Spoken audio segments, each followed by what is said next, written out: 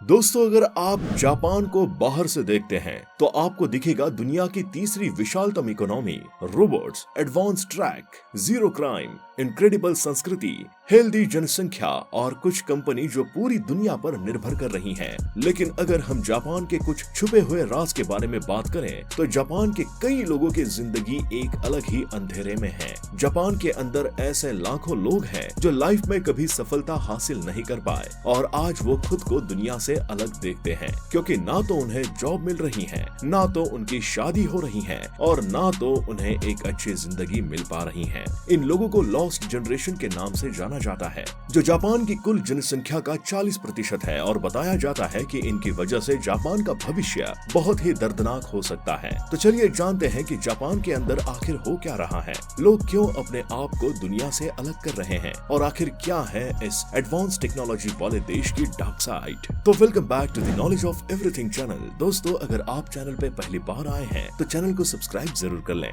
अगर हम इतिहास में झांक के देखें तो 1980 के दौरान जापान को नेक्स्ट सुपर पावर की तरह देखा जा रहा था। उस वक्त कहा जाता था कि जापान अमेरिका को पीछे करके उसकी जगह ले सकता है। आज हम जिस तरह चीन को देख रहे हैं, ठीक वैसे ही उस समय जापान ग्लोबल इकोनॉमी को पूरी तरह से अपने कब्जे में ले रहा था और उसकी ग्रोथ से सबसे ज्यादा परेशान था अमेरिका। जहां अमेरिका के न्यूज़पेपर की हेडलाइन ये होती थी कि जापान जल्दी ही पूरे अमेरिका को खरीद लेगा। यहाँ तक कि कई सारी Hollywood movies like die hard और राइजिंग सन में ये दिखाया गया है कि कैसे जापान की कंपनियां अमेरिका और पूरी दुनिया पर हावी हो जाएंगी। और ये सब संभव इसलिए हो पा रहा था क्योंकि जापान की इकोनॉमी लगातार 3 दशमलव से ग्रो हो रही थी, जहां इसके ग्रोथ की सबसे बड़ी वजह इस देश की अद्वितीय आर्थिक प्रणाली में छुपा हुआ था, जो उस वक्त के वेस्टर्न मॉडल के पूरी तरह अलग और कई ज्यादा बेहतर था। ये सिस्टम बड़े बड़े कॉर्पोरेट कार्टेल और जापान की सरकार के सपोर्ट से तैयार हुआ था। इस कार्टेल को जापान में कैरित्सु कहते थे, जहां बड़ी बड़ी कंपनी का एक ग्रुप होता था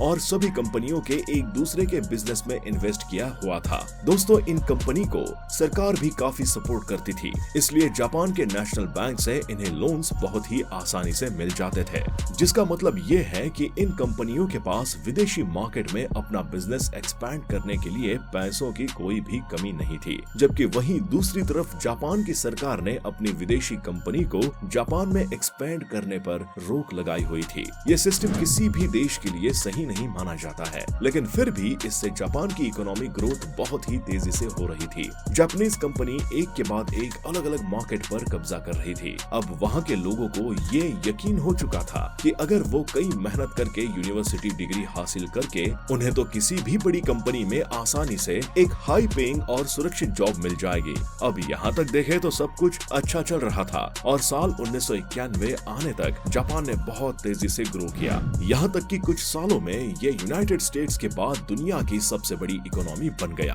अब जैसे जैसे इकोनॉमी ग्रो कर रही थी, जापान की रियल कीमतों में भी उछाल आ रहा था। साथ ही जो कंपनी शेयर मार्केट में लिस्टेड थी, उनकी भी वैल्यू काफी तेजी से बढ़ रही थी। लोग सोच रहे थे कि जापान की ये इकोनॉमी ग्रोथ और शेयर के दामों में उछाल ऐसे ही चलता रहेगा और वो आज भी जितना ज्यादा पैसा इन्वेस्ट करेंगे उतना ही प्रॉफिट मिलेगा। इसी बीच जापान के नेशनल बैंक बिना किसी इन्वेस्टिगेशन के हर किसी को बड़े बड़े लोन दे रही थी, लेकिन ये सब ज्यादा समय तक नहीं चल पाया और जैसे ही बबल नष्ट हुआ तो जापान की इकोनॉमी आसमान से सीधा जमीन पर आ गिरी। दोस्तों, हुआ ये कि 19वीं शताब्दी के दौरान जापान का शेयर मार्केट अचानक 43% नीचे चला गया और इसका सीधा इफेक्ट रियल एस्टेट की कीमतों पर पड़ा। और ये वो दौर था जब व्यक्ति जापान की किसी भी कंपनी में इन्वेस्ट नहीं करना चाहता था।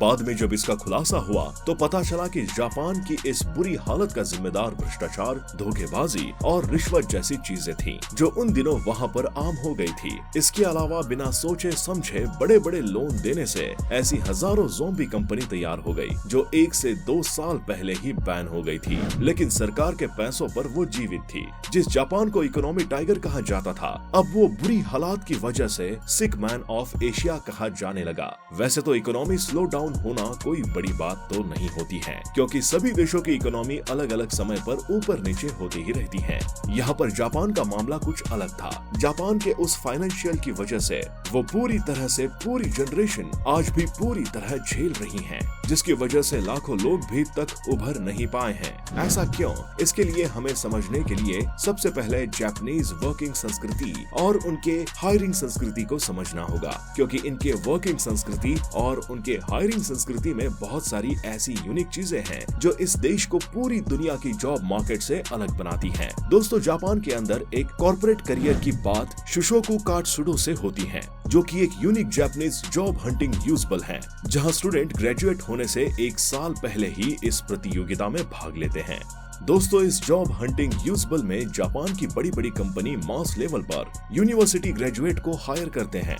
दोस्तों, ये रिचुअल साल में सिर्फ एक बार ही होता है और जापानीज कंपनियां अक्सर अप्रैल के महीने में शुशोकु कात्सुडो के खत्म होने पर इन नए ग्रेजुएट को हायर करती हैं और इस तरह से जापान में लोगों को जॉब मिलती है। अब ये लोग इस नौकरी को तब तक करते रहते हैं जब तक पॉलिसी के अनुसार वो रिटायर नहीं हो जाते। शुशिन कोयो वर्ड जापान में लाइफ टाइम एम्प्लॉयमेंट के लिए जाना जाता है, जो वहाँ की बड़ी बड़ी कंपनियों में आम बात है। नए एम्प्लॉयर को हायर करने के बाद कंपनियां अपने एम्प्लॉयज को उनके करियर में भविष्य को सुधारने के लिए ट्रेन करती हैं, जहां पॉलिसी के अनुसार जॉब पाने के बाद अपने रिटायरमेंट तक कोई भी उस कंपनी को छोड़ नहीं सकता है, और अगर किसी ने उस कंपनी को छोड़ा तो फिर उस इंसान के लिए जॉब पाना बहुत ही मुश्किल हो जाएगा। लेकिन 19वीं शताब्दी में जब इकोनॉमी बबल नष्ट हुआ तो ये नियम उसी समय नष्ट हो गया। 19वीं शताब्दी के फाइनेंशियल क्राइसिस के बाद हुआ क्या कि ज्यादातर कंपनियों ने नए ग्रेजुएट को हायर करना लगभग पूरी तरह से बंद कर दिया और ये सिलसिला लगभग 10 साल तक चलता रहा। अब ये उन लोगों के लिए बहुत ही अच्छा था जो ऑलरेडी जॉब कर रहे थे, क्योंकि नए एम्प्लॉय ना आने की वजह से उनकी जॉब और भी ज्यादा सुरक्षित हो गई थी। लेकिन जो लोग ग्रेजुएशन करके जॉब की तलाश में निकले, उन्हें काम मिलना बंद हो गया और कई साल बाद जब कंपनियों ने दोबारा हायरिंग शुरू की तो पुराने स्टूडेंट की जगह नए ग्रेजुएट को नौकरी दे रहे थे। इस तरह से जिन लोगों ने 19वीं शताब्दी में अपनी ग्रेजुएशन पूरी कर ली, उनको जॉब नहीं मिल पाई और मजबूरी में उन्हें छोटी मोटी लोपिंग जॉब का सहारा लेकर अपनी जिंदगी का गुजारा करना पड़ा। दोस्तों, इस पूरे समय को एम्प्लॉयमेंट ICL के नाम से जाना जाता है। इस नियम के 10 साल बाद भी जापानीज इकोनॉमी पूरी तरह से रिकवर नहीं हो पाई, जिसके चलते 2000 गुजरते हुए भी काफी सारे ग्रेजुएट को जॉब नहीं मिल पाई। यहाँ तक कि 2010 में भी काफी हद तक यही कंडीशन थी। अब उम्मीद करते हैं आपको वीडियो पसंद आई होगी। ये वीडियो पसंद आई हो तो वीडियो को लाइक करें, शेयर करें और हमारे चैनल को सब्सक्राइब करना बिल्कुल भी ना भूलें।